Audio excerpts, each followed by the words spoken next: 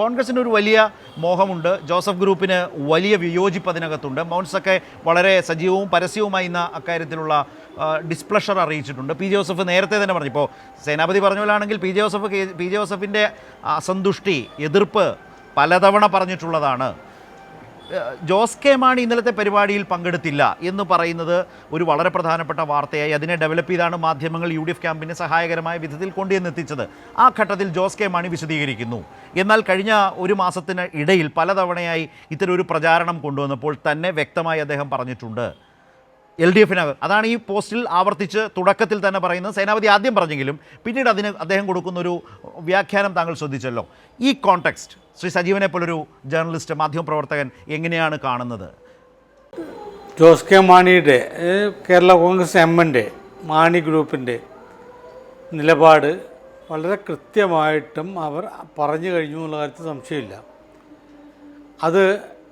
അത് ഏത് ഭാഗത്ത് നിൽക്കുന്നു, നിങ്ങൾ എവിടെ നിൽക്കുന്നു എന്നുള്ള ചോദ്യമാണല്ലോ ഏറ്റവും പ്രധാനപ്പെട്ട കാര്യം. ഞങ്ങൾ ഇടതുപക്ഷത്തോടൊപ്പം നിൽക്കുന്നു എന്ന് വളരെ കൃത്യമായിട്ടും ജോസ് കെ മാണി പറഞ്ഞു കഴിഞ്ഞിരിക്കുന്നു. ഇനി എന്താ പ്രശ്നം? അതിൽ സംശയത്തിൻ്റെ പ്രശ്നമേ ഇല്ലല്ലോ. ജോസ് കെ മാണി ഞങ്ങൾക്ക് ഇടതുപക്ഷത്തോട് അല്ലെങ്കിൽ ഇടതുപക്ഷ മുന്നണിയോട് എന്തെങ്കിലും തരത്തിൽ പ്രശ്നങ്ങളുണ്ട് എന്ന് പറയുകയാണെങ്കിൽ അത് പ്രധാനപ്പെട്ട കാര്യമാണ്. ഈ നിമിഷം വരെ ജോസ് കെ മാണിയോ അല്ലെങ്കിൽ കേരള കോൺഗ്രസ് എമ്മിൻ്റെ ആരെങ്കിലും ഏതെങ്കിലും നേതാക്കന്മാരോ ഈ സംഭവത്തിൽ ഞങ്ങൾക്ക് ഇടതുപക്ഷത്തോട് വിയോജിപ്പുണ്ട് എന്ന് പറഞ്ഞിട്ടേ ഇല്ല.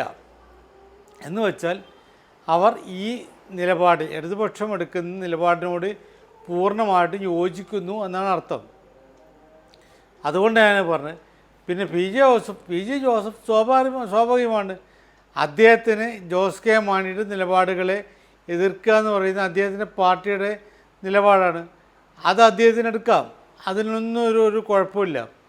അത് എടുത്തിട്ട് അതിനോടാണ് യോജിപ്പ്, അല്ല ജോസ് കെ മാണിയുടെ നിലപാടിനോട് യോജിപ്പ് എന്നുള്ള കാര്യത്തിൽ ജനങ്ങൾക്ക് തീരുമാനിക്കാമല്ലോ, പാർട്ടി പ്രവർത്തകർക്ക് തീരുമാനിക്കാമല്ലോ.